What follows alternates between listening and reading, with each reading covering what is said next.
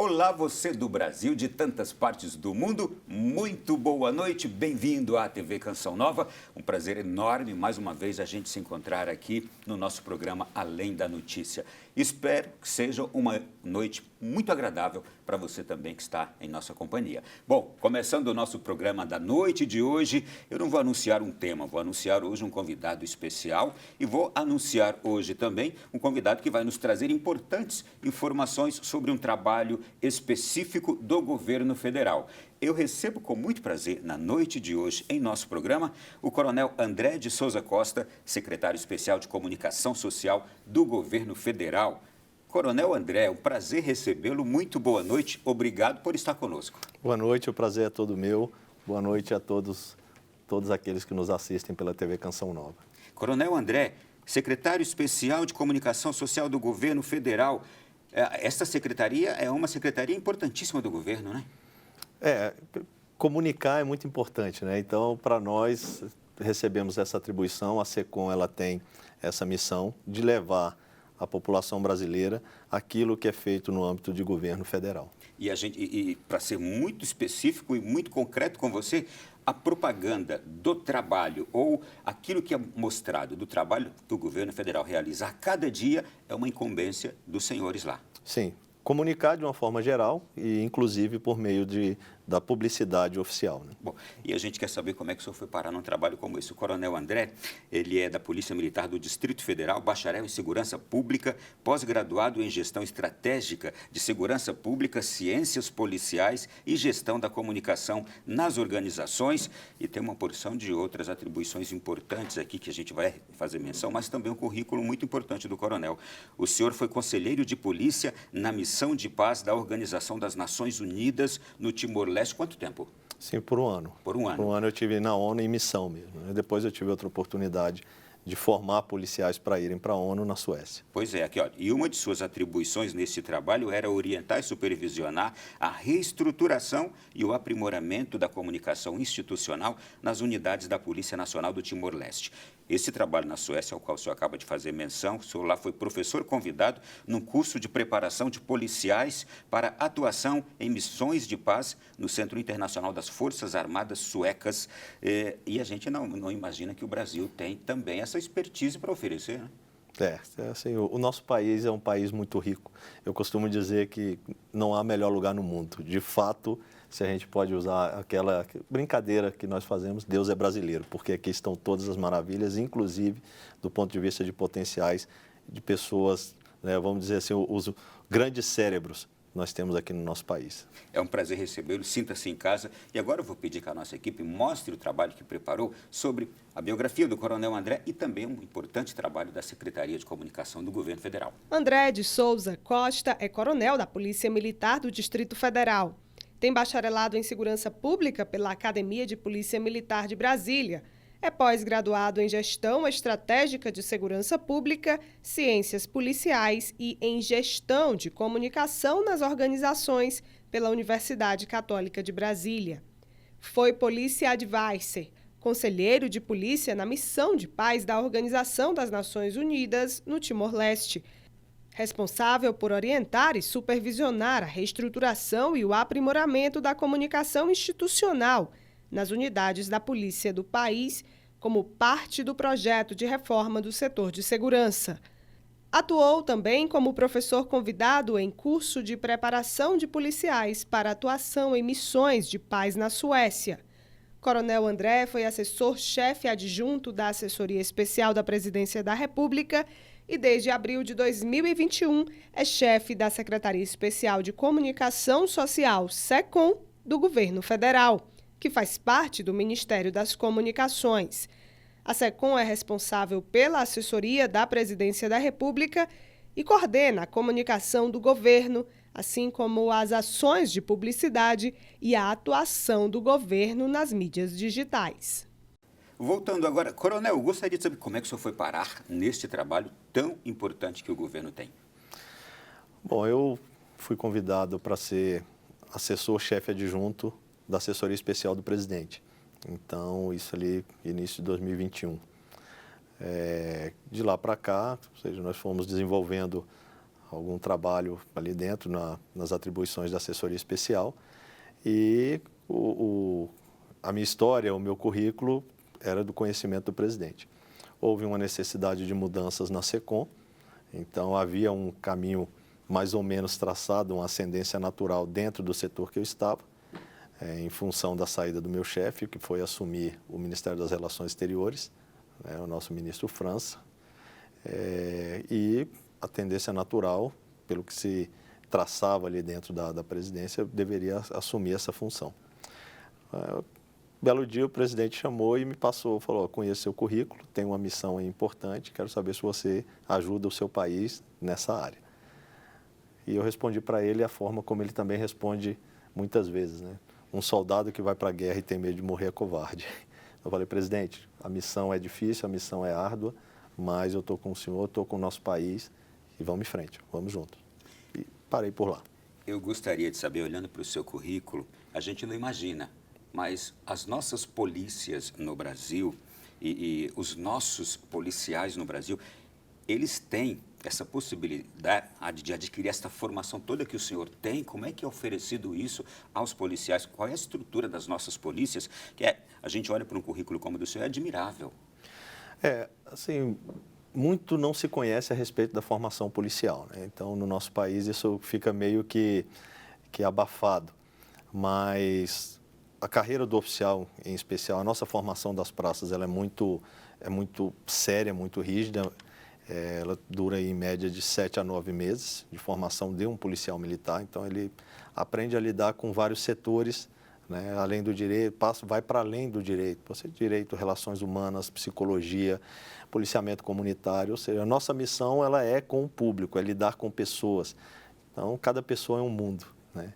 E o policial ele precisa estar bem preparado para lidar com isso. Não é só fornecer a segurança pública, né, garantir a ordem pública, mas é saber que nessa ordem pública nós estamos lidando com seres humanos que têm os seus problemas, têm suas qualidades, mas também aquelas suas falhas que é inerente ao ser humano e o policial precisa estar preparado para isso. No oficialato, você, além disso, tem as questões de gestão, né? E aí a gente trabalha a gestão da comunicação, a própria gestão estratégica de segurança, licitação, contrato, todos os setores. Então, realmente é uma formação de 3 anos em período integral. Então, isso corresponderia aí a mais de 5 anos de uma faculdade, né, do mundo civil.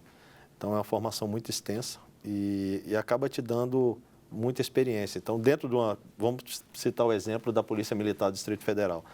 Aqui nós temos desde o soldado que vai fazer o policiamento normal nas ruas, até os ramos especializados, ambiental, você tem o policiamento aéreo, você tem policiamento judiciário, você tem a guarda em estabelecimentos prisionais, você tem ali o médico, o dentista, o veterinário, o padre, o pastor. Então, é um mundo dentro da polícia, de fato. E você pode direcionar a sua formação ao longo da carreira para alguma dessas especialidades. Eu tive uma experiência forte com comunicação e tive a oportunidade de utilizá-la realmente no Timor-Leste para fazer a reconstrução, né, ajudar na reconstrução da imagem da polícia. Era um pós-guerra, as instituições foram abaladas, guerra civil ali, né, um distúrbio muito grande, as instituições foram abaladas e era necessário reconstruir a imagem de um segmento tão importante como a polícia perante a sua população. E lá a gente utilizou técnicas de comunicação mesmo, né, que um pouquinho de outros conhecimentos que a gente tem ao longo da carreira, inclusive operações psicológicas, para poder trazer de novo a imagem, a credibilidade para aquela polícia.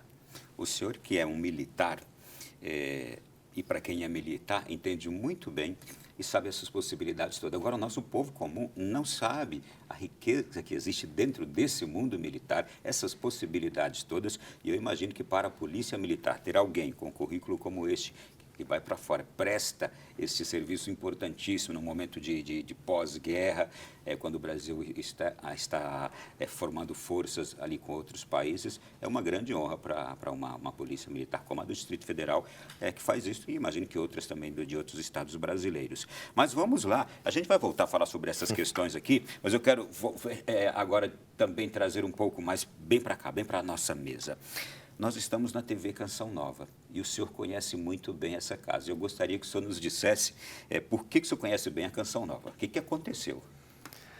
Bom, Canção Nova, uma TV católica, né? Ela comentava um pouquinho antes da gente vir para cá que ela ajudou a edificar a nossa casa, né?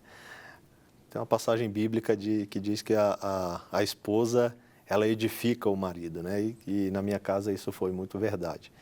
Então, eu não tinha uma vida católica, né? A religião dos meus pais era outra. E embora sempre eu tivesse flertado com o catolicismo, né? Eu estudei no Colégio Marista, meus pais se sacrificaram muito para que a gente pudesse estudar ali. Morava perto de uma paróquia, mas só flertava, né? Quem de fato me trouxe ao caminho da igreja foi minha esposa, que é uma mulher maravilhosa, edifica de fato. Eu digo o seguinte, que aquilo que a gente reúne hoje do ponto de vista de religião, de pessoa, eu devo a duas grandes mulheres, a minha mãe e a minha esposa. Meu pai teve um papel fundamental, claro, na formação do homem, mas as duas tocaram o coração e é quem realmente edifica, né, a nossa casa. E foi graças a ela, né, indo ali no período que a gente namorava, que eu acompanhava a missa. Não tinha vivência, eu não comungava, tal, respeitava a fé católica, mas mantinha a minha distância. Mas estava sempre com ela e observando o exemplo, atendendo aos seus doces pedidos, né? Aos poucos a gente foi caminhando. Na época do namoro tem que atender os pedidos para agradar a namorada. O primeiro terço, né? Primeiro rosário, na verdade, que eu rezei na vida foi com ela ali no período de Semana Santa. Então, começou com um jeitinho, vamos rezar uma Ave Maria, passou por um terço. Que idade o senhor tinha nessa época? Tinha 24 anos. Uhum. Nós casamos, né, relativamente novos, eu com 23, ela com 22. E foi o primeiro, aí não foi só o texto, foi o rosário, e de joelho. Então, para ver como a mulher edifica e convence, né? Foi uma prova de fogo. Foi. Mas foi graças a esse jeito dela, o jeito delicado, uma sabedoria feminina muito grande, conduziu e assim, hoje a gente pratica a fé católica mesmo e graças a esse impulso inicial. E nessa fase, a TV Canção Nova estava ali, ainda isso nos idos de 96. A gente começou a assistir, ouvia muitos cassetes do Padre Jonas com as palestras. E a gente foi caminhando até que era muito restrito ainda o acesso, né? Pegamos uma fase ainda daquela antena, acho que a Texat, era a fase daquela antena. Foi uma das primeiras formas que a Canção Nova divulgou para a população ter acesso a ela, ao seu sinal. Foi. E aí, nós fomos acompanhando e ela realmente ajudou na edificação do nosso lar, na criação dos nossos filhos. Estava comentando aqui com o pessoal, falei, olha... cresceram assistindo o Cantinho da Criança, lendo a Bíblia da Canção Nova, aquela Bíblia infantil. Enfim, de fato, a TV Canção Nova, ela trouxe um diferencial muito grande para a nossa vida. E o senhor me falava numa outra ocasião também da grande admiração pelo Padre Léo, que também entrou na sua vida forte nessa época, né? Sim. Foi Padre Léo. Padre Léo e Padre Jonas, a dupla ali? Aquela dupla, quando ia ali para os acampamentos, a gente não perdia um, sabe? Já chegava, principalmente no final de semana, né? Pegava ali um pouquinho de sexta-feira à noite, mas sábado era o dia inteiro, a gente assistia todas as palestras. E o Padre Léo, ele com aquele jeito dele, né? De irreverente, de colocar uma piada, de imitar o jeito da pessoa falar, ele vai conquistando, né? Ia conquistando. E a mensagem extremamente profunda. Então, a gente gostava muito da forma como ele e Padre Jonas faziam a dupla, né? Então, muito bom mesmo. Isso marca e converte. Eu queria saber o seguinte, o quanto essa experiência de fé, desde o momento ali do encontro com sua esposa hoje, e depois o senhor começando a trilhar esse caminho de fé, o quanto isso mudou a sua vida? Eu acho que eu pude viver ali, de fato, o que Jesus falava da metanoia, né?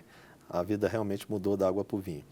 Não que a gente tivesse uma vida transviada, nada disso. Mas era uma vida que achava que o homem podia subsistir pelo próprio homem, né? Que a grandeza do homem estaria apenas no seu esforço e que nada mais importava. Era muito o que eu sentia antes de ter essa experiência com Deus.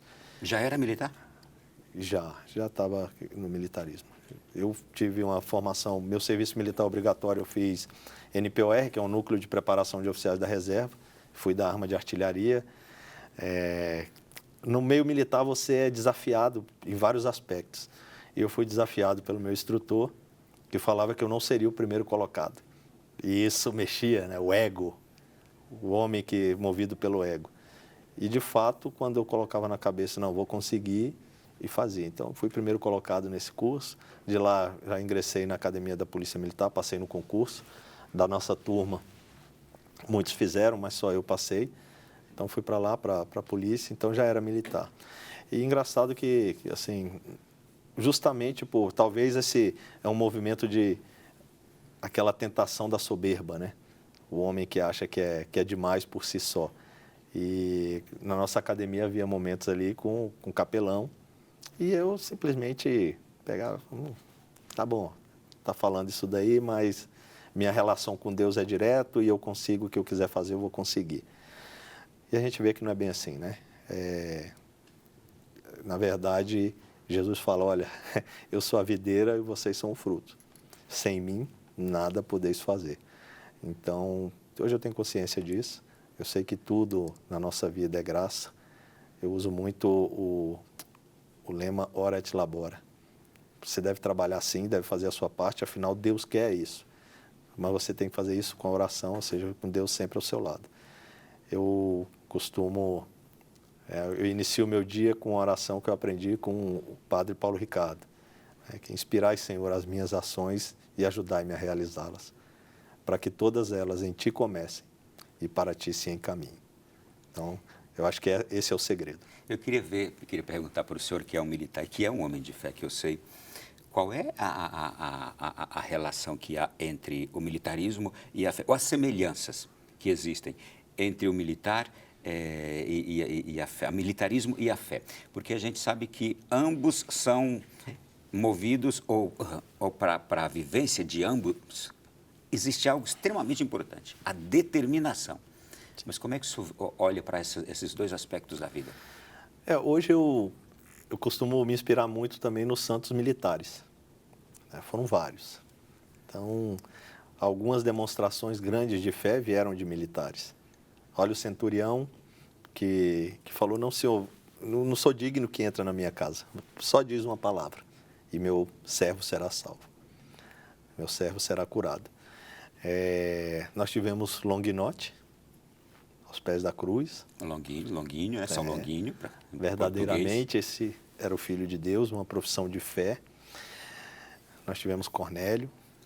Então, nós tivemos vários militares e isso, o nosso capelão militar, ele frisa muitas vezes, né? Nós temos algo em comum, muito em comum com a mensagem de Cristo. Jesus fala que não há maior amor naquele que dá a vida do que aquele da pessoa que está disposta a dar a vida pelo irmão. E o militar tem isso, ele faz um juramento, né? O policial militar, ele faz um juramento de defender esses valores, defender a ordem, a segurança pública, proteger a sociedade, mesmo com o sacrifício da própria vida.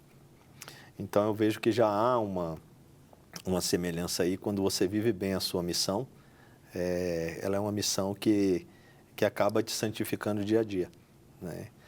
E o capelão, um dos capelães que a Polícia Militar teve, ele falava o seguinte, você tem que ser na sua vida, na sua missão, como um raio de sol que vai na lama, seca aquela lama, mas não se corrompe, não se suja com a lama. Então, muitas vezes, na função policial, você tem que lidar com situações que são complicadas na sociedade, né? Situações pesadas, mas você deve ser aquele que vai, resolve a situação sem se sujar com aquela, né, o meio que muitas vezes é tão complicado. Deve ser realmente sinal de Deus na vida das pessoas, acho que isso em todas as profissões, e a gente tem um caráter especial nisso daí. Eu cito, por exemplo, durante a Covid, eu comandava as operações aéreas da polícia e determinados policiais também apreensivos, temerosos com a doença. E eu tive que chegar e falar, olha só, a sociedade depende da gente. Imagina se as polícias param, o caos que pode virar uma sociedade. E a gente jurou morrer. A gente jurou morrer. Então, é preciso que a gente tenha coragem e cumpra a nossa missão. E o pessoal cumpriu a missão. Não só as polícias, vários segmentos, né, de profissionais, os profissionais da saúde, mas em especial eu citei naquele momento as polícias, porque é isso. Na verdade, a gente tem essa missão, né? Tem as nossas famílias. Então, o policial estava apreensivo. Ele tinha família, ele tinha medo, mas precisava ir. E no meio militar, a gente tem uma expressão, né? Mesmo diante do medo, mesmo diante de situações em que você é chamado a enfrentar algo que você considera muito maior que você ali, você deve dizer para si mesmo, estou pronto, e vai em frente. Eu quero ainda perguntar uma coisa importante nesse aspecto. A partir do seu encontro com Jesus, ou da sua descoberta de Jesus, graças à sua esposa que foi lhe conduzindo ali com toda serenidade, qual foi sua determinação em conhecer verdadeiramente a fé católica? Teve algumas passagens que eu acho que isso a gente deixa até para um outro programa, que são mais longas. Alguns momentos especiais ali. Tem uns testemunhos importantes, né? Em determinado momento, eu, de fato, coloquei ali colocava, será que é isso mesmo da fé? Será que a gente é tudo isso? E, assim, eu tive alguns sinais fortes, né? Deus fala com a gente por meio de outras pessoas, Ele fala com a gente por meio da palavra. E teve um determinado momento em que eu falei, olha, se eu estiver errado, Senhor, me mostra. Agora, se eu estiver certo, me ajude a defender. E, na verdade, eu queria defender uma ideia que era errada. E o Senhor me mostrou que o outro lado era o certo, era o lado que minha esposa defendia. E desse dia em diante, eu decidi que eu precisava conhecer profundamente a fé católica. No meu episódio com o Timor mesmo, eu levei 2 malas de livro, né? Eu ia chegar aí. Eu abdiquei de TV, dessas coisas, e falei, não, eu preciso conhecer então das fontes. Levei 2 malas de livro. Uma mala tinha cerca de 60 livros da igreja. E uma outra tinha cerca de 40, que eu chamava de livros seculares, mas era um livro de gestão, era um livro que ia me ajudar muito na minha carreira como um todo, né? Eu me preparava para algo que eu não sabia o que era. Hoje eu sei. Nessas malas também tinham cassetes ali, né? Tinha. Palestras.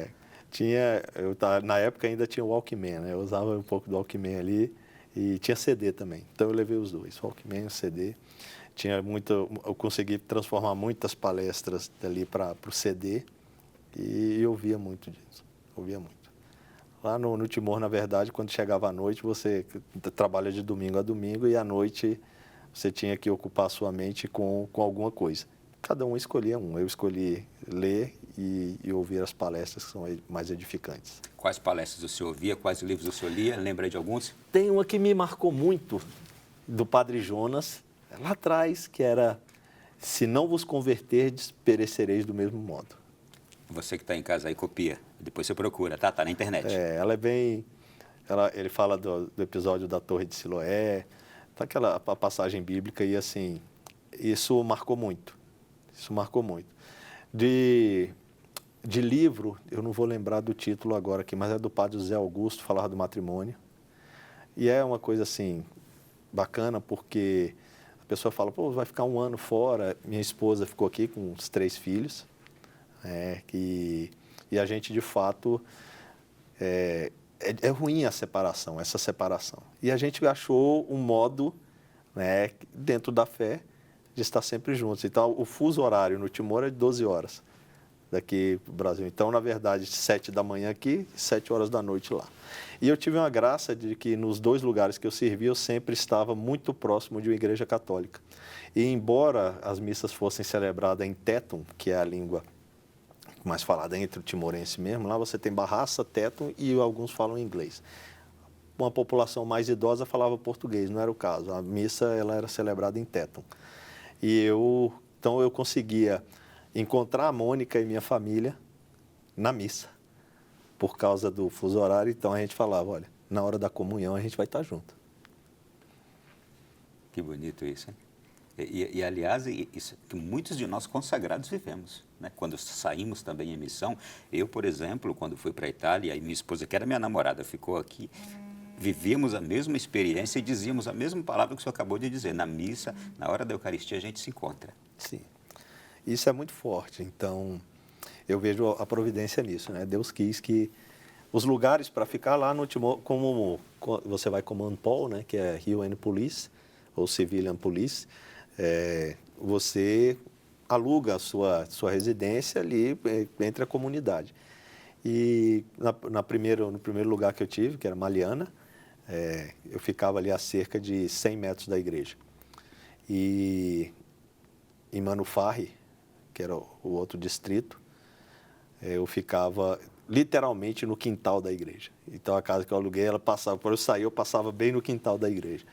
Então, ali isso era muito forte. Deus permitiu que eu tivesse essa companhia sempre e pudesse estar com a minha esposa, com a minha família, na Santa Missa. Esse primeiro bloco já acabou, mas nosso assunto ainda não acabou, porque teve um episódio também no Timor-Leste, que eu vou pedir ao senhor que nos conte daqui a pouquinho, na volta, quando formos falar o quanto a fé, ela contribui, o quanto ela é importante na vida de uma autoridade, na vida de um gestor público. E houve algo que o senhor fez muito especial lá em Timor-Leste, movido pela fé, que daqui a pouco no próximo bloco a gente vai contar aqui na sequência do programa, ok? Você que está acompanhando o nosso Além da Notícia, olha só, a gente está falando de fé, de vivência, de família, de coisas lindas. Com quem? Com o secretário especial de Comunicação Social do Governo Federal. Daqui a pouquinho a gente volta.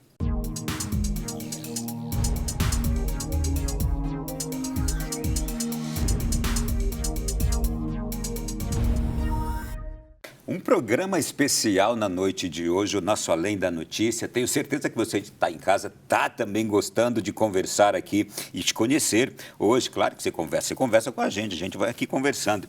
E de conhecer hoje o Coronel André de Souza Costa, que é secretário especial de Comunicação Social do Governo Federal. Mas hoje a gente está aqui. Eu quis começar com o Coronel, porque já conheci um pouco da vida dele. Falei, Coronel, vamos começar falando primeiro aqui de experiências de fé. Isso é importante também para o nosso povo, para mostrar como são os homens. E, sobretudo, nós temos muitos homens públicos que têm valores fantásticos e admiráveis. E eu fiquei encantado quando conheci sua história, Coronel. E quero entrar justamente nisso. O quanto a fé é importante na vida de uma autoridade, na vida de um gestor público. Eu gosto de lembrar um trecho, uma das orações que é feita na Santa Missa, que fala justamente da fé, mas expressa que somente Deus conhece a profundidade da fé de cada um. E a gente consegue ver isso talvez materializado em cada um de nós por meio dos testemunhos, por meio daquilo que a gente faz no dia a dia, e em especial quando não existem câmeras para que os outros vejam. Eu acho que nenhum de nós tem direito de julgar a fé de ninguém, né? E aí por isso que eu digo, olha, na Santa Missa a gente fala, eu não vou lembrar exatamente o trecho, mas fala que, olha, só o Senhor conhece a fé de cada um. Porque tem um episódio interessante na sua vida, quando o senhor foi para o Timor-Leste, e o senhor chegando lá, conhecendo o trabalho, e lá também nessa missão de paz não tinham só pessoas de fé cristã. O que aconteceu quando o senhor observou o exemplo dos muçulmanos, ou como viviam os muçulmanos?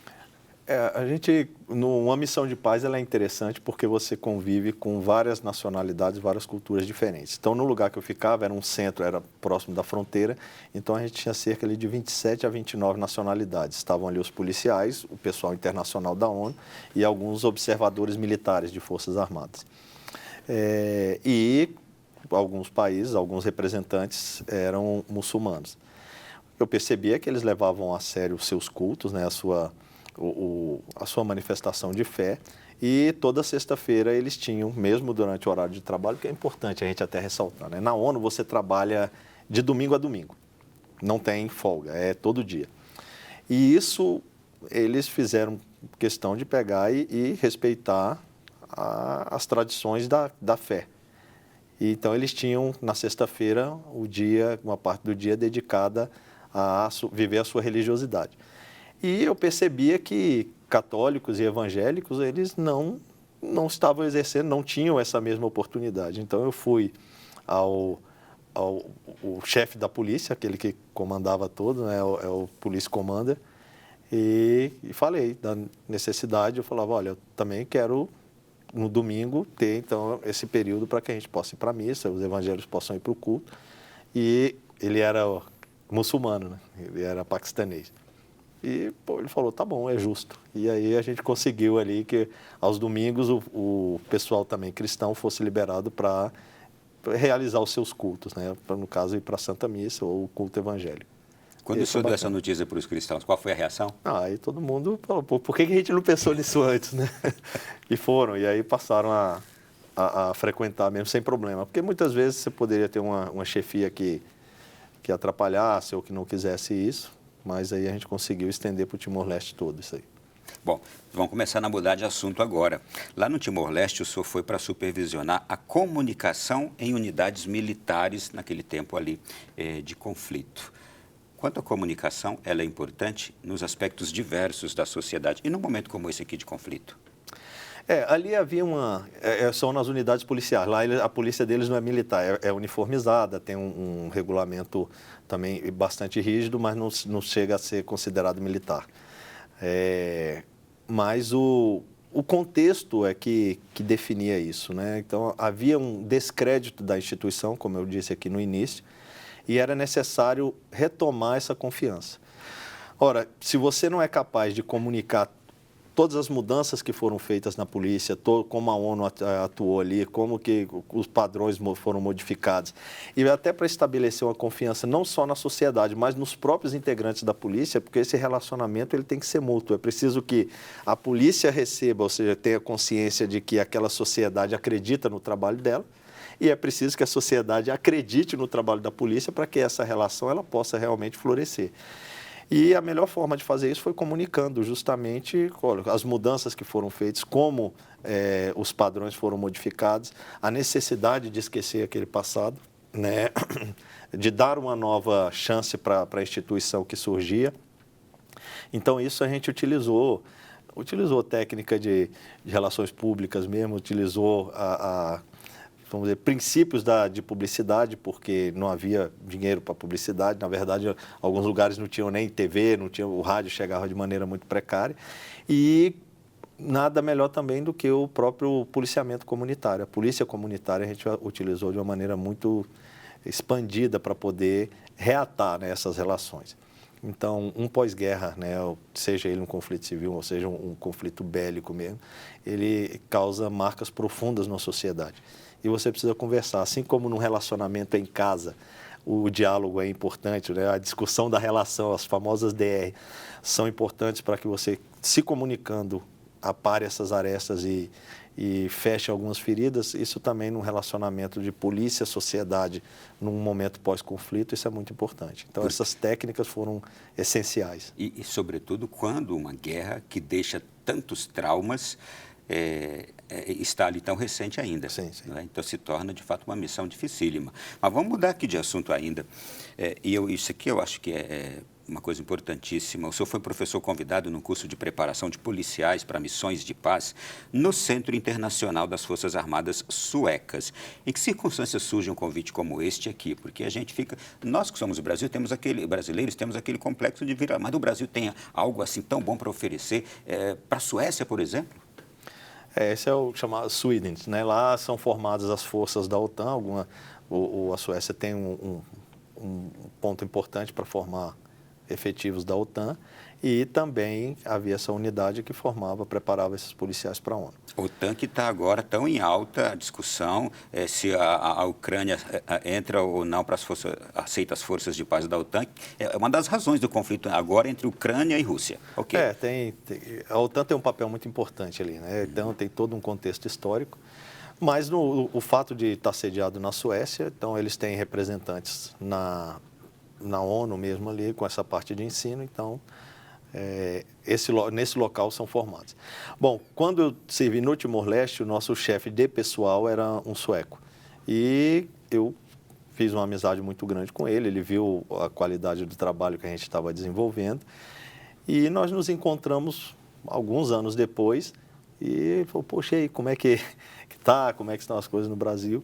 E alguns outros colegas que já tinham experiência de missão também desenvolveram uma parceria com a Suécia para trazer essa formação aqui também para o Brasil. Quando trouxe para cá, fazia parte desse intercâmbio e alguém para lá para fazer o curso, então eu fui, fiz o curso e depois fui convidado, né, e passou, uma vez terminado, fui convidado para poder ministrar aula lá também. Então isso se deveu aí a, vamos dizer, aquilo que foi construído no passado, né, um trabalho que eu pensava que não tinha ninguém observando, isso foi observado e consideraram ali digno de poder fazer parte do quadro deles.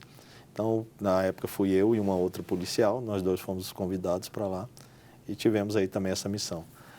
Nada mérito próprio, tem muita graça aí também. Deus vai guiando o seu caminho para poder, por exemplo, o fato de eu conhecer esse colega, né, que me apresentou minhas referências lá para o pessoal dele. Vamos lá. Agora, do meio militar para a política, há uma diferença grande. E eu queria saber do senhor agora como é que é essa missão de comandar a comunicação social de um governo.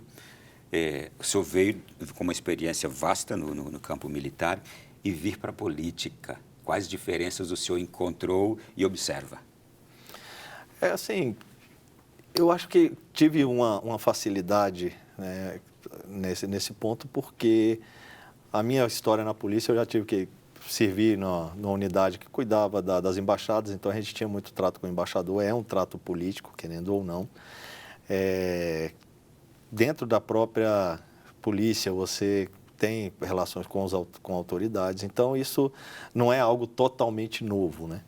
E tem um santo da igreja que diz que a política é uma das formas mais, a boa política é uma das formas mais nobres de se fazer caridade, né? Então, eu acho que é uma oportunidade também de você, conversando, isso é essencial, você conversar, e política, você precisa conversar muito, você precisa entender as pretensões do outro lado, conciliar com aquilo que é possível dentro do seu lado, e uma coisa que o presidente exige muito da gente é que estejamos sempre dentro das 4 linhas, né?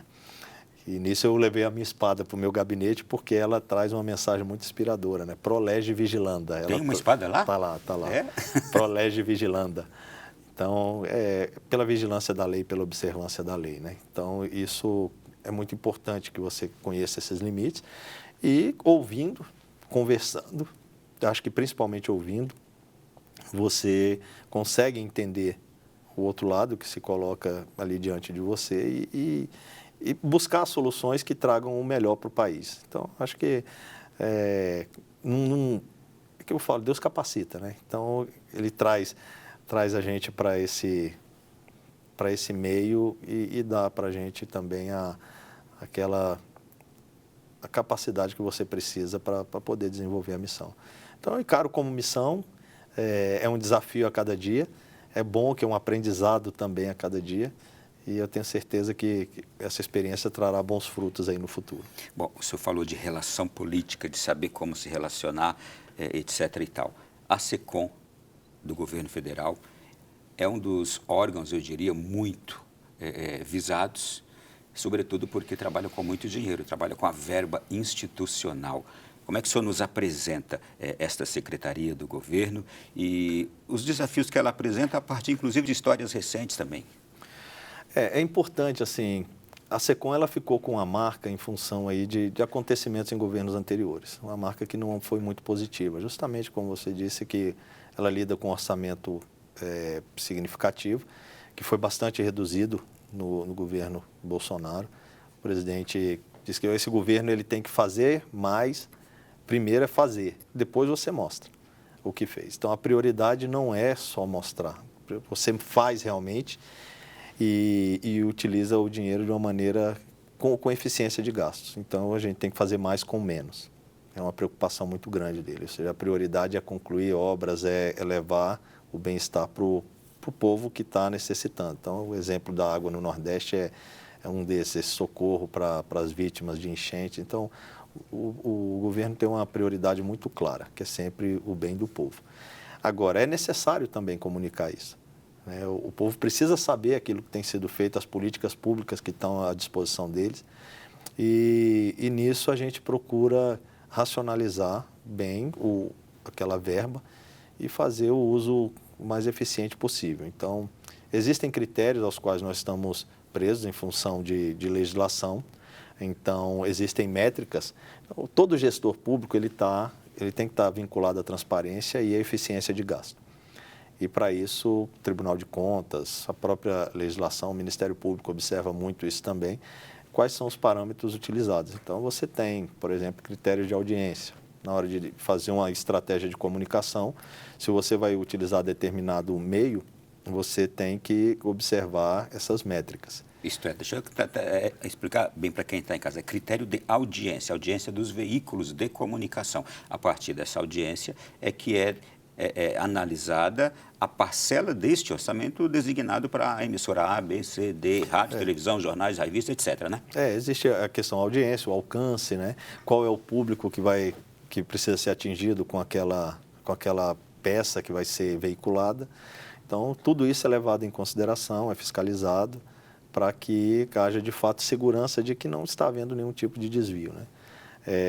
E aí, muias vezes, você acaba sendo mal entendido ou mal interpretado em função de muito que se diz, né? O que a gente fala-se de orelhada, né? A pessoa muitas vezes não conhece superficialmente e acha que pode ser feito do jeito, é do jeito que eu quero. Não, não é do jeito que a lei manda, de acordo com os critérios definidos aí para garantir que o gasto público seja bem feito.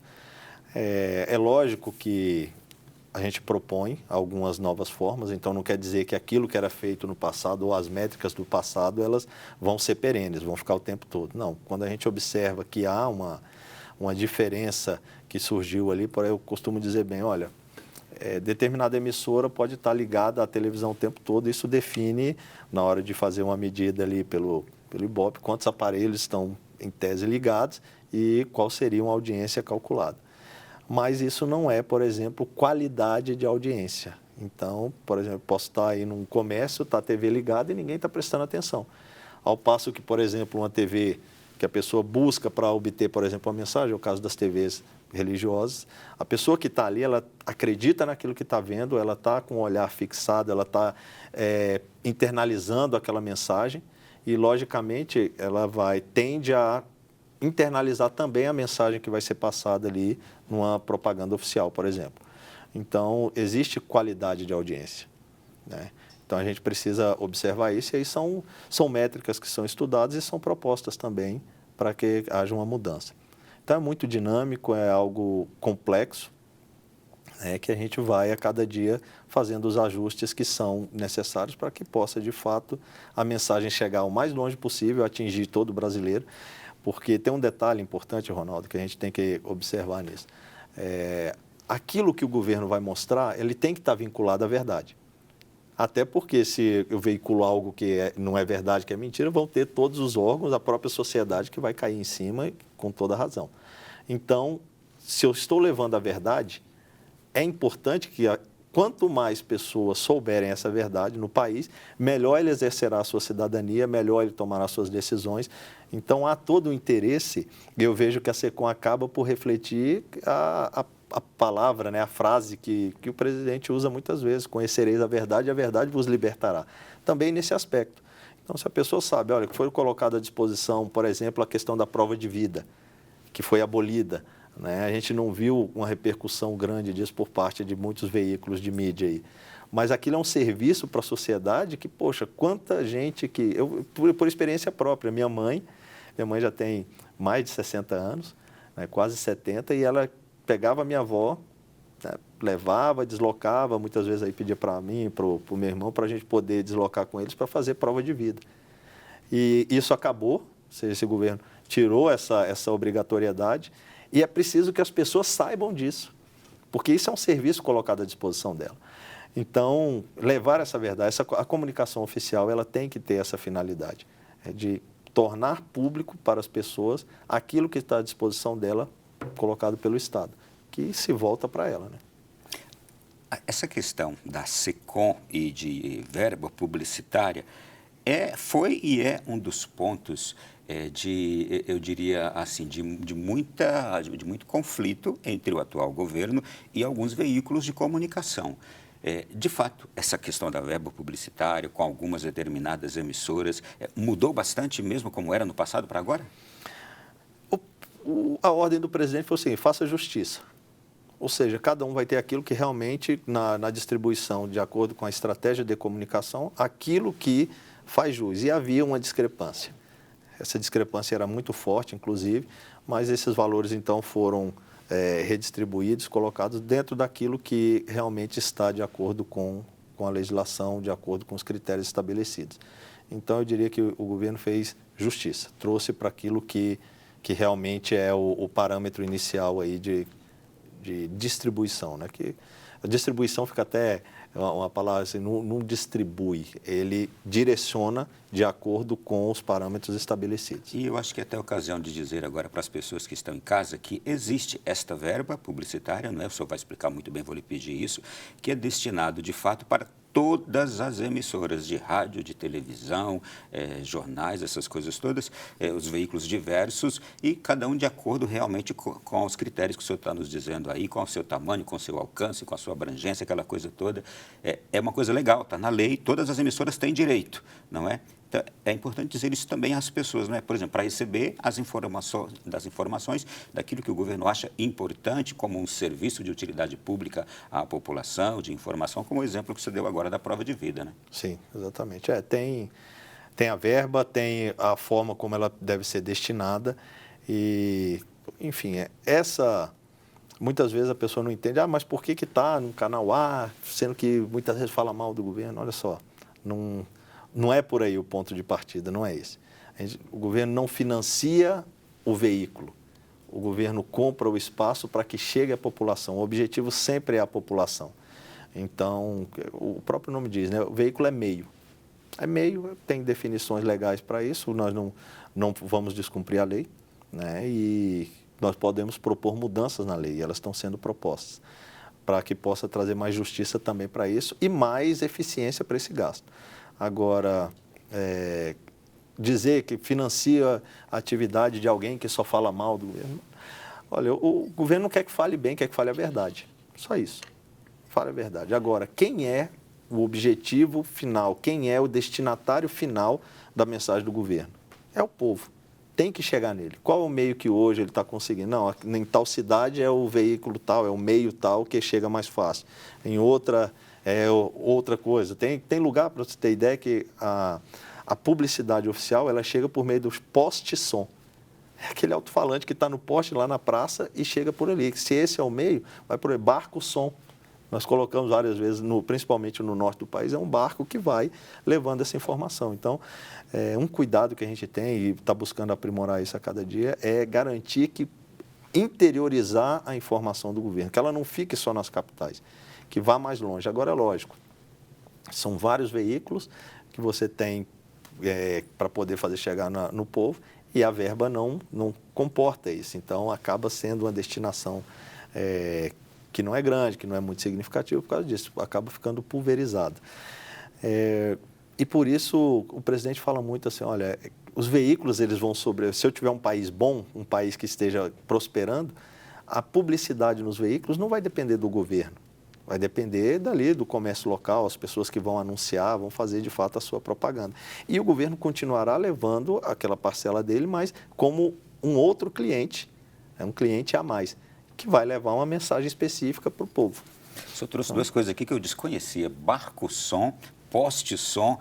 Tem algum outro meio aí que a gente desconheça? Tem bike-som? Tem. Eu esqueci o nome de um carrinho que tem aí, que é o carrinho pequenininho, parece aqueles filmes que mostram ali da Ásia. Aquele carro do pipoqueiro, parecido com aquele? Parecido com aquele que leva ali um banner, leva um painel de LED. Então, sim, tem várias, a gente vai descobrindo muita coisa mesmo, muita coisa. Só não dá para usar o homem sanduíche ainda, daquele do que anda com a placa aqui na frente, né? Do que tem muito em São Paulo, compra o ouro e etc. Esse ainda eu desconheço alguma campanha que tenha utilizado, mas nas comunidades menores, o poste-som é muito utilizado. Puxa, muito utilizado. É vivendo e aprendendo, hein? E você, natural, eu imagino que tem gente agora em alguma dessas cidades que deve ter o poste-som aí ainda hoje funcionando bem, né? A gente vai para o intervalo, daqui a pouquinho voltamos aqui na sequência da nossa conversa com o secretário especial de Comunicação Social do Governo Federal, Coronel André de Souza Costa. Um intervalo bem rápido e a gente volta.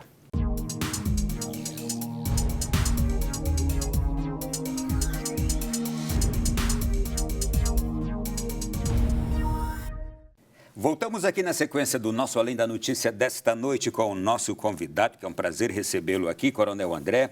A gente está falando de comunicação, já falamos um pouquinho de história de vida, história de fé. Coronel, a gente terminou falando sobre a publicidade do governo federal, a veiculação nas diversas mídias. Uma pergunta, quem prepara as peças publicitárias do governo federal, de suas ações? É a própria SECOM ou ela é auxiliada? Como é que é feito esse trabalho? Não, esse é um outro ponto, né, que existe uma legislação que determina que a contratação de publicidade do governo ela seja feita por meio de agências. Então, há uma obrigatoriedade, então, agências de publicidade. Nós temos aí, hoje, são 3 agências contratadas, mas estamos finalizando a licitação, né, que serão 4 agências. Está já nas fases finais. Elas, como que funciona, né? O governo ele chama as agências e apresenta um briefing, que é chamar, olha, a minha ideia, eu tenho que essa mensagem precisa chegar para esse povo em tal lugar, assim, assim. Então, a partir dessa ideia inicial, as agências utilizam o seu pessoal criativo, vão fazer uma proposta e levam lá para a SECOM. A minha forma de trabalhar, eu sou muito criterioso, então eu olho a cena, olho aqueles detalhes, vou bem nos detalhes mesmo, até no nível das palavras que são utilizadas. Passa pelo senhor também esse trabalho. Temos uma Secretaria de Publicidade que, via de regra, tem essa atribuição. Mas eu chamei para mim também, eu faço questão de participar de cada uma dessas definições daquilo que vem da SECOM. Os ministérios, quando fazem, os ministérios, isso é importante até trazer a informação, eles fazem parte de algo que a gente chama SICOM, que é o Sistema de Comunicação Oficial do Governo. Então, reúne todos os ministérios, as estatais. Então, para os ministérios, eles desenvolvem, eles têm metodologia própria, mas fazem o alinhamento com a SECOM. Então, a aprovação final, ela passa por nós ali também. Passa pelo ministro tal, e depois chega na SECOM para dar conformidade. Então, temos essa sistemática de atuação. Eu faço questão de olhar, eu sou bastante curioso. O meu estilo de gestão, utilizando aí um paralelo militar, eu gosto de estar na trincheira, de ver como as coisas acontecem lá na ponta, sentir as necessidades ali na ponta e fazer as adequações necessárias do nível de gestão.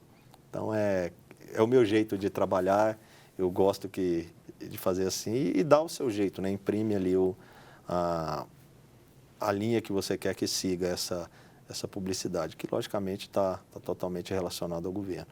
E é importante uma coisa, que a gente fala aqui muito de publicidade, mas a comunicação de governo ela não está só restrita a isso. Nós estamos restabelecendo os contratos que foram desativados aí no passado, né, que vão tratar da comunicação internacional também, comunicação digital, pesquisa, tá? Então, há um setor de pesquisa por força de lei e, lógico, idealizando. Estou com tudo isso aqui para lhe pedir detalhes, né? viu? Não, então vou deixar chegar na parte de pesquisa. Mas, enfim, estamos restabelecendo contratos que ampliam as formas de comunicação.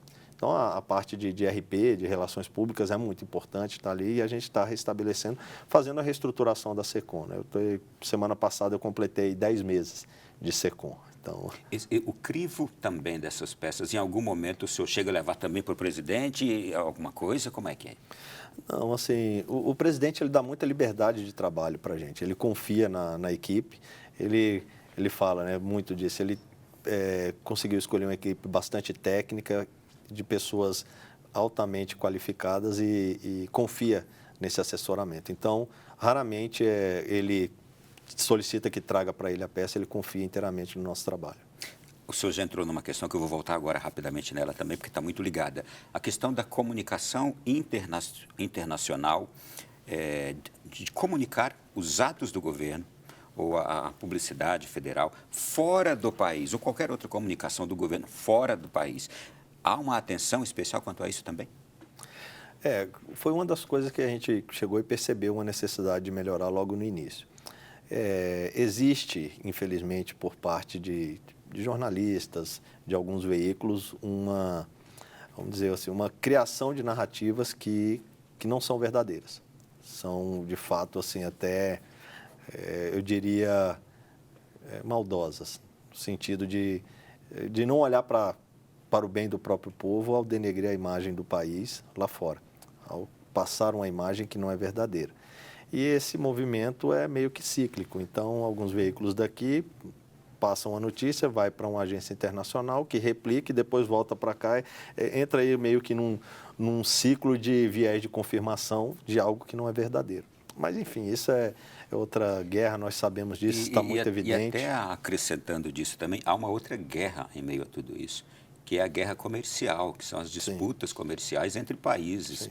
E o Brasil como fonte, como grande hoje, eu diria, centro de atenções pela sua produção no agro e em tantas coisas, torna-se um rival de países estrangeiros importantíssimos e que, inclusive, vende lá, muitas vezes, essa narrativa desfavorável, contrária ao que o governo brasileiro está fazendo aqui, para prejudicar. E aí alguns jornalistas também, imagino que também, inocentemente, adotam essa mesma linguagem internacional e a disseminam. Há de tudo um pouco nisso aí, não é? Sim, tem. É uma situação bem complexa, bem complicada.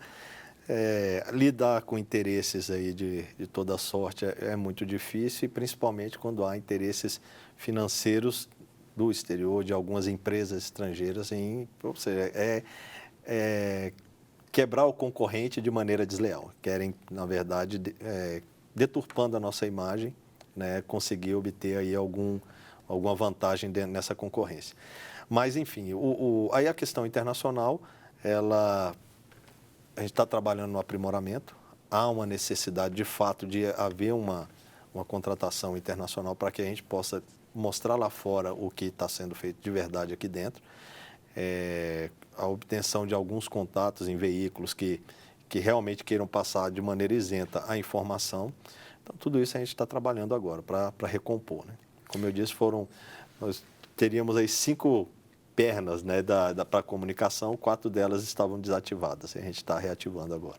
Eu fiz essa pergunta porque recentemente eu assisti a um vídeo do ex-ministro Aldo Rebelo, ele é do PCdoB, foi ministro do governo Dilma, e recentemente vi um vídeo dele falando sobre a questão da Amazônia, a forma como é noticiada a Amazônia no Brasil e fora do Brasil, e tudo aquilo que ele falou é a forma como hoje, aqui, eu vejo o atual governo falar da Amazônia.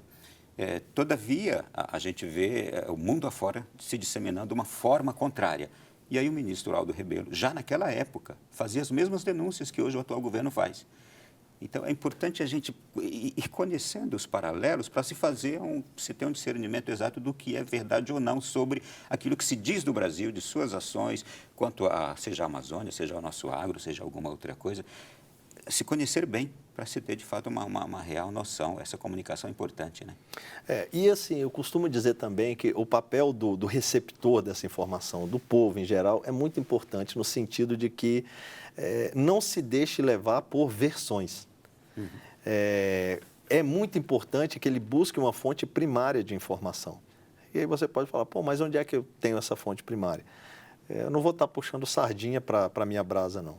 Mas é o seguinte, por força justamente de todo esse aparato de fiscalização, de compliance, de mostrar transparência, a Agência Brasil, ou seja, a EBC, ela tem que colocar no ar a informação que seja baseada em fonte primária.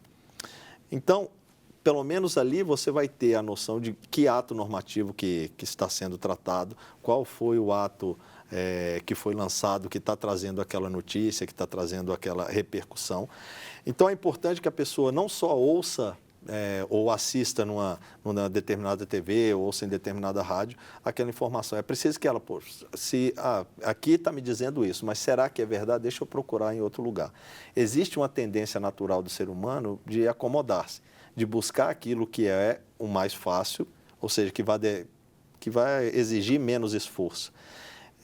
Mas isso não pode acontecer quando a gente está lidando com informações que podem ser decisivas para a nossa vida. Então, é preciso que haja uma atitude proativa também no sentido de buscar a verdade dos fatos.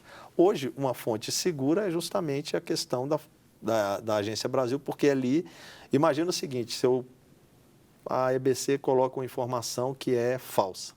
Imagina o que acontece no outro dia em termos de parlamentares de oposição, Ministério Público, próprio Tribunal de Contas, com relação aquilo que foi veiculado. Então, há um cuidado muito grande em se colocar Porque algo esse é um sem veículo viés. público e oficial, né?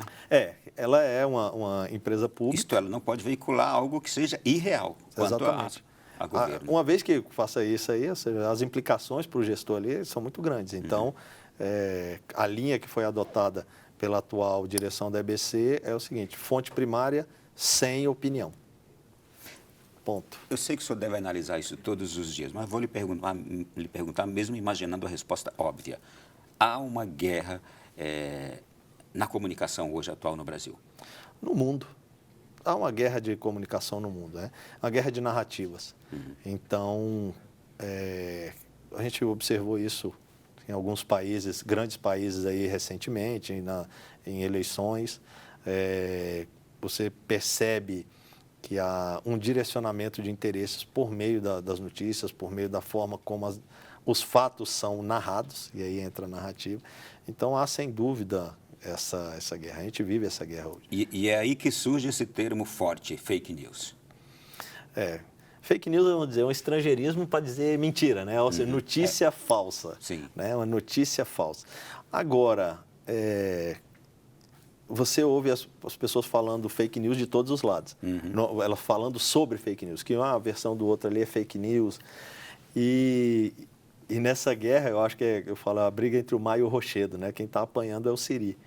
E nessa história, nós, o povo, nós ficamos nesse meio dessa guerra de narrativas. Um fala que é fake news de um lado, outro fala que é fake news de outro. E aí eu vou fazer de novo uma menção bíblica, né? Ou seja, é só a verdade que liberta. Então, você precisa, volto ao ponto, vamos procurar a fonte primária. E aí cada ser humano é que vai fazer ali o seu julgamento. Eu não acredito naquele jargão que eu ouvia muitas vezes na faculdade, né? Que a mídia é a formadora de opinião. Não, ela não é formadora de opinião. Ela tem que trazer fatos para que a própria pessoa, forme a sua opinião. Quem forma a opinião é a pessoa. E ninguém tem o direito de manipular essa opinião, tentar, vamos dizer, invadir a mente e trazer uma opinião que não é a da pessoa mesmo. Ela tem que pegar e, assistindo os dados, ela mesma forma a sua opinião ali. Então, fake news, voltando à questão, né? Eu acho que tem toda uma estratégia por trás disso, né? De quando surgiu. E ficou muito famoso com o presidente Trump falando, "You are fake news." Mas não era nesse sentido que ele dizia.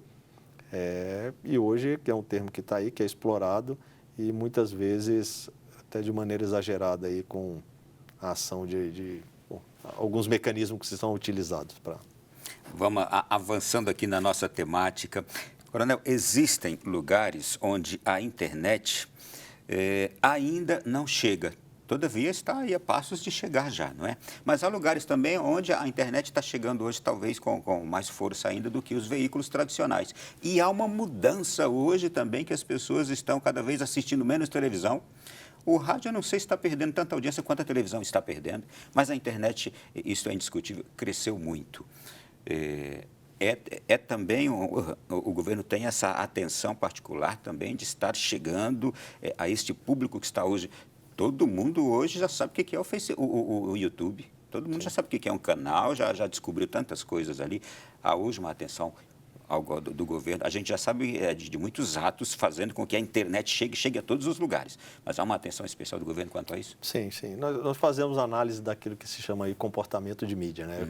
Como que as pessoas estão se comportando em relação às mídias disponíveis. Então conta pra gente aí como é que vocês estão observando. Não, isso faz parte do trabalho de pesquisa, aquilo que eu falei, nós soltamos uma licitação para ter uma agência de pesquisa agora, um instituto de pesquisa.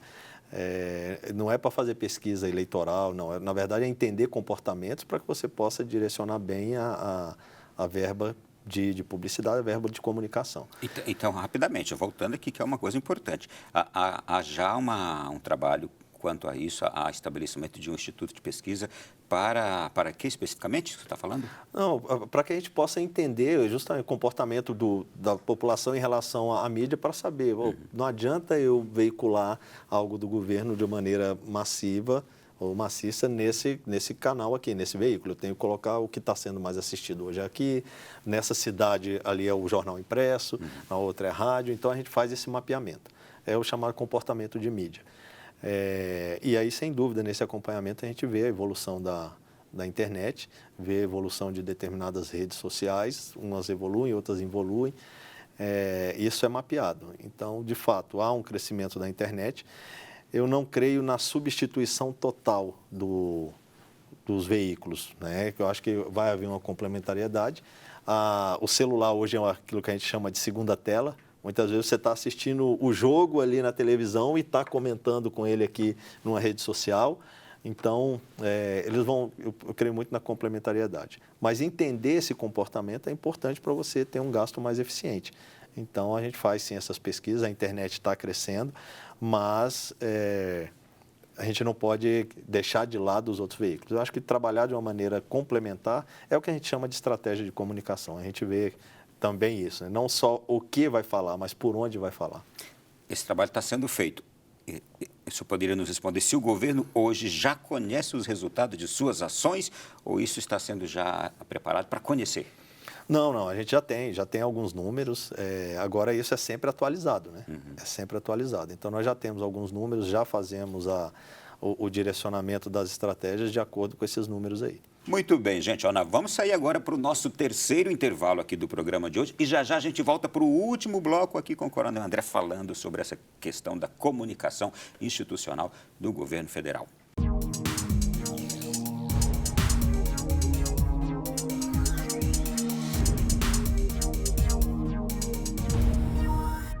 Sequência do nosso Além da Notícia, estamos hoje recebendo aqui o Coronel André, que é o secretário especial de Comunicação Social do Governo Federal. Secretário, naturalmente ali todos os dias o senhor despacha, o senhor atende, o senhor recebe. Como é que é o dia a dia de uma SECOM, de uma Secretaria de Comunicação do Governo? É muito intenso.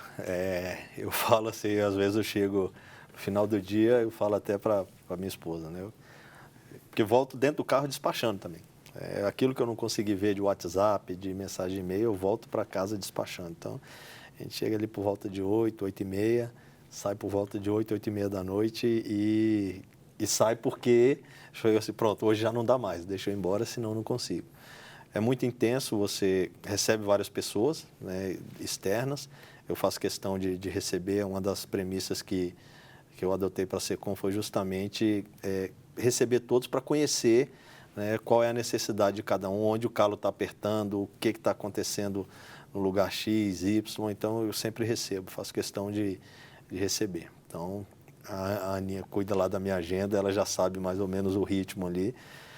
E, além disso, tem as questões internas, né? Nós temos, ou seja, dentro da SECOM são 4 secretarias diferentes. Eu tenho uma secretaria de publicidade, tenho uma secretaria de comunicação institucional, uma de imprensa e uma de gestão e normas. Então, são 4 mundos ali diferentes e você tem que estar lidando com os vários desafios de cada um o dia inteiro. Como eu disse, isso também é um pouco do estilo, né, que eu gosto de estar muito presente nessas decisões. E isso drena bastante, fora as demandas que são diretamente relacionadas à existência da SECOM, que é atender às questões relacionadas à comunicação do presidente. Então, tudo isso a gente pega aí no dia a dia, é muito intenso, e aí quando eu estou voltando, eu chego em casa e falo, hoje literalmente eu estou com a cabeça oca, porque já não consegue mais nem raciocinar direito. Aí para isso a gente faz uma suplementação alimentar, tem um médico que cuida da gente direitinho aí para poder aguentar o rojão de cada dia. A Secretaria Especial de Comunicação do Governo é a mesma também do presidente? É a mesma. A gente atende o presidente e os órgãos, 4 ministérios palacianos, eles têm as suas ASCONs, mas também ali são diretamente assessorados, auxiliados pela SECOM. A SECOM, ela é o órgão de coordenação, é o órgão central do sistema de comunicação. Então, todos os ministérios, todas as estatais, elas têm um vínculo com a gente. Então, você acaba lidando com todas as assessorias de comunicação dos ministérios. Vou perguntar agora alguma coisa aqui. Naturalmente, o senhor não precisa entrar em nenhuma questão particular e, se não puder responder, não responda. Mas, naturalmente, surgem problemas, de vez em quando. Problema com a oposição, problema com outros órgãos de governo, problemas com o Congresso, problemas com outros poderes. E nessas horas, entra em ação a Secretaria de Comunicação para ajudar ali a entender e apresentar ali, dar uma resposta? A gente precisa entender que muitas vezes a não resposta é uma resposta. As pessoas que eu queria saber, como é que vocês lidam com isso, né? Não, então a gente faz a análise da intenção. Algumas perguntas que surgem, na verdade, pessoas em particular, alguns veículos, eles querem o holofote. Eu gosto de ler muito, e um dos livros que eu li foi do general MacArthur, né, que foi não só um grande militar, mas um grande administrador, atuou diretamente lá na reconstrução do Japão, né, depois no pós-guerra. E ele tem um trecho do livro que ele fala, olha, eu aprendi de uma forma mais dura que às vezes a melhor forma de lidar com a imprensa que não está sendo sincera nos seus objetivos é não respondê-la. Porque aí você não entra no jogo de ping-pong que ela quer fazer, que na verdade vai gerar o intuito é gerar uma audiência e um holofote para ela.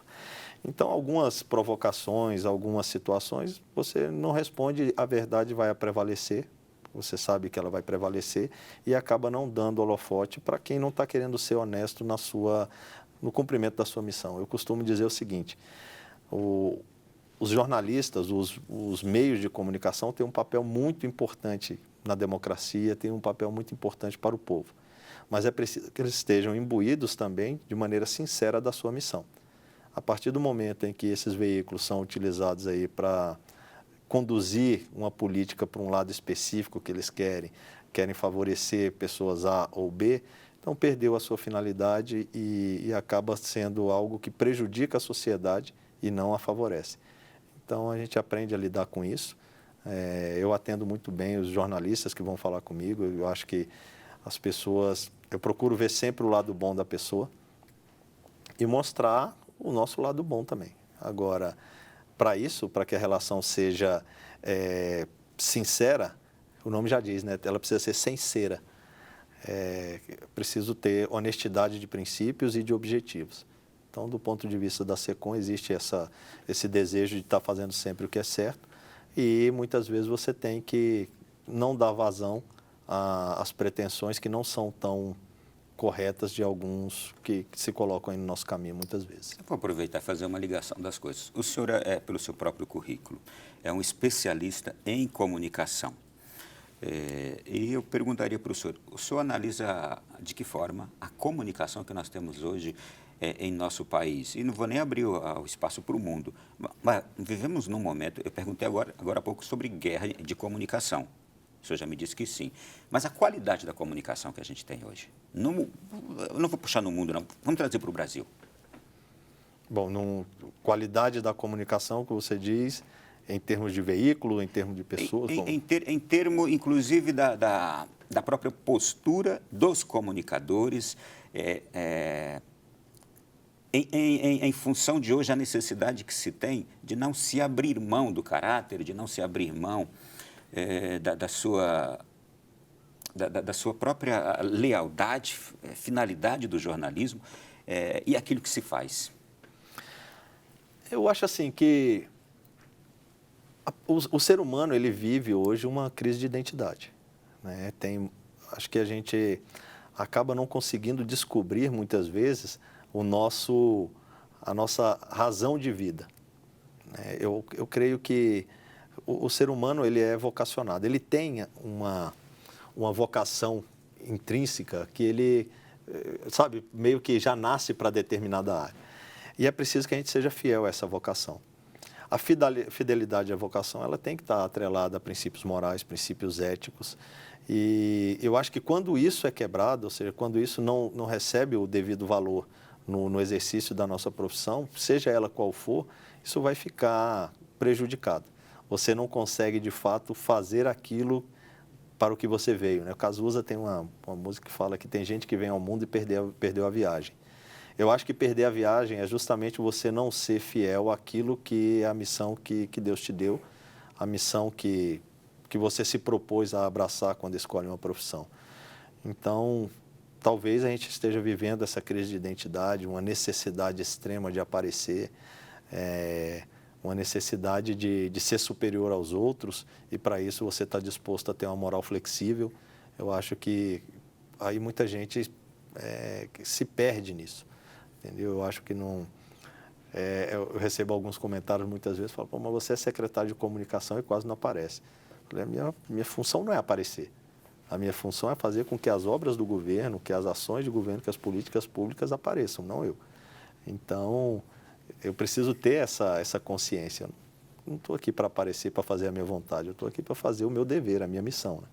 E eu acho que quando as pessoas tomarem consciência disso e resolverem abraçar essa sua missão, isso melhora.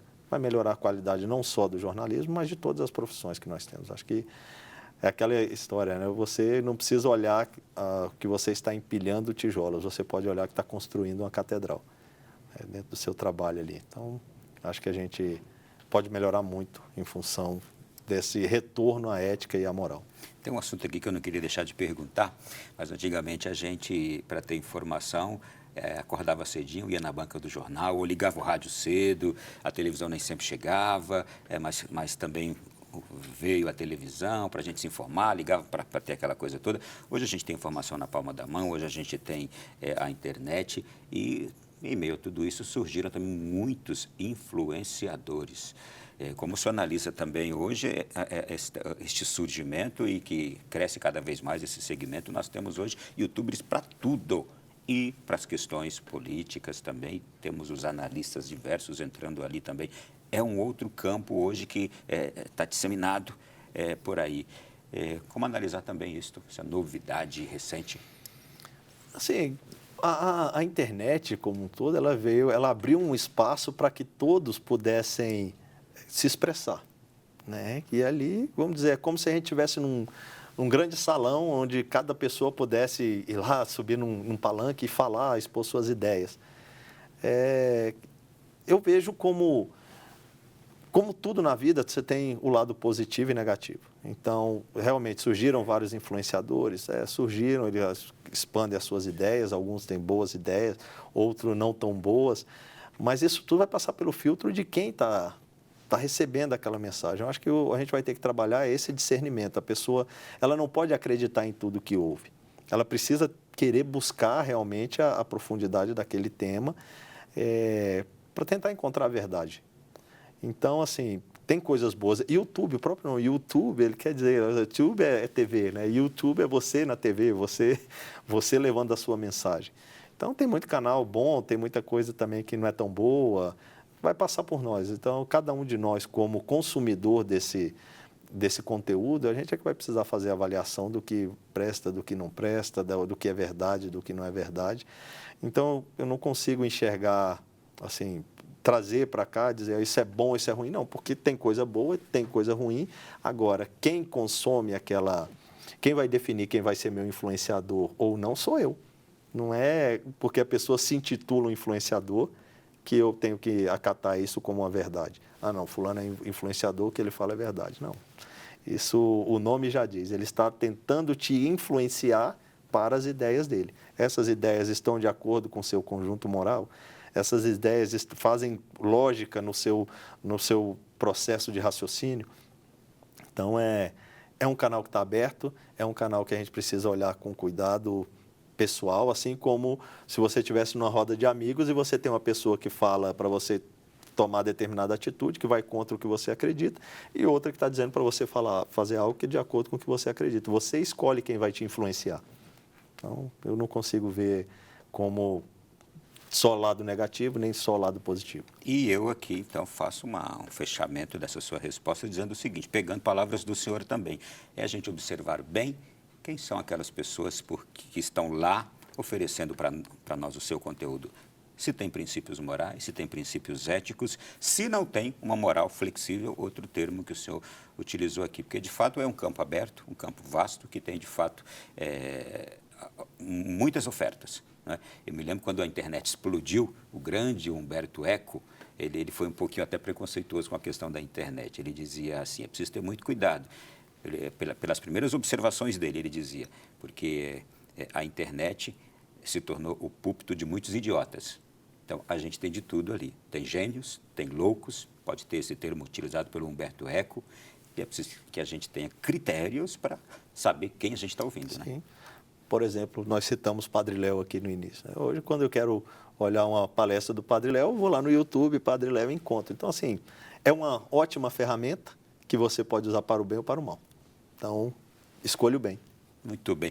Coronel, foi um prazer recebê-lo aqui, nos comprometendo em rezar pela sua missão também, que eu imagino que não é uma missão das fáceis.